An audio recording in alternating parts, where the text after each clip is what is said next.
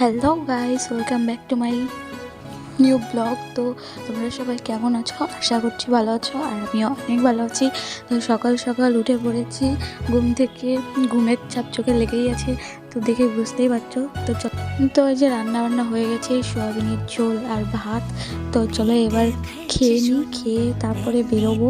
তো আজকে ছিল আমার পরীক্ষা, তো পরীক্ষা দিতে যাবো, রেডি হয়ে চলে এসেছি। তো চলো এবার যাওয়া যাক, তারপরে তোমাদের।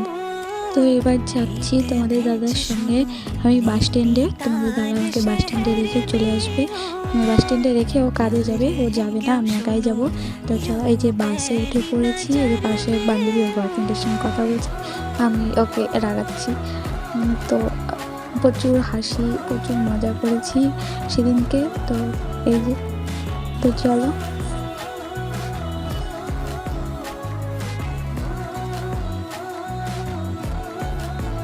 তারপরে এই যে বান্ধবীরা ছিল আমাদের আগের সিটে, তো এই যে এরা কি করছে দেখো গাইস, কিছু বুঝতে পারছো? তো আমরা ভদ্র মেয়ে ভাই, আমরা অত কিছু করতে পারি না, আমাদের ভয় আছে জীবনে। তো এই যে অনেক হাসাহাসি হচ্ছিল, কারণ ওকে ওই বান্ধবীকে আমি বলছিলাম, দেখ হাওয়াতে তোর চুলগুলো কেমন লাগছে। তো এখনই দেখা যায় চুলগুলোকে কেমন লাগছে। তো কি করে উঠছে চুলগুলো, মানে ওর চুলগুলো খোলা ছিল, তো সেই জন্য চুলগুলো মানে যাচ্ছে তাই ভাবে উঠছিল, আর আমারগুলো আমি বেঁধে গেছিলাম। তো ফাইনাল আমি পৌঁছে গেছি ওখানে। চলো, তো এখানে হাসছিলাম, তার একটা কারণ আছে, কারণ তখন যদি আমি ভিডিওটা করতাম তাহলে দেখতে দেখতে, যাই হোক ভিডিওটা করা হয়নি, তো আর দেখতে হবে না, থাকতে আমি বললাম না। তো চলো, আরে আমরা যে বাসে গেছিলাম সেই বাসটা বেতার বাস স্ট্যান্ডে আমাদের নামিয়ে দিয়েছিল। তো ওখান থেকে কলেজ অব্দি আমাদের হেঁটে যেতে হয়েছে। প্রত্যেকবার আমাদের সঙ্গে এটাই হয়, যে বাস স্ট্যান্ডে নামিয়ে দেয়, তারপর আমাদেরকে হেঁটে যেতে হয়। তো এই যে আমরা কলেজের সামনে পৌঁছে গেছি, তারপরে আমি চলে গেলাম আমার যে রুমে পরীক্ষা হবে সেই রুমে। তো এদিকে ছিল বয়েজদের, মানে ছেলেদের হচ্ছে পরীক্ষা হচ্ছিল এদিকে।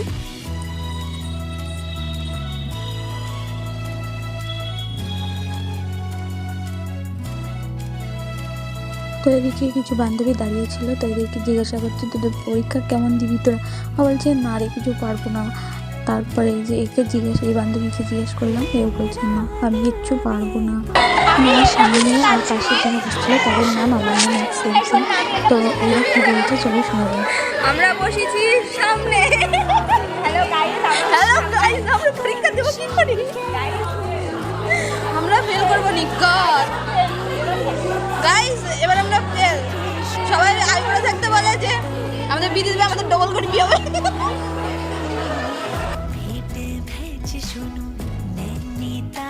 ক্লাসরুমে ভিডিও অন করেছিলাম। তো এই যে দেখো, মানে প্রথমবার যখন আমি পরীক্ষা দিতে গেছিলাম, তো পুরো ক্লাসরুম ভর্তি ছিল, আর এখন আস্তে আস্তে কমে যাচ্ছে, মানে অনেক মেয়েদের বিয়ে হয়ে গেছে। তারপরে আমরা পরীক্ষা থেকে বেরিয়ে পড়লাম।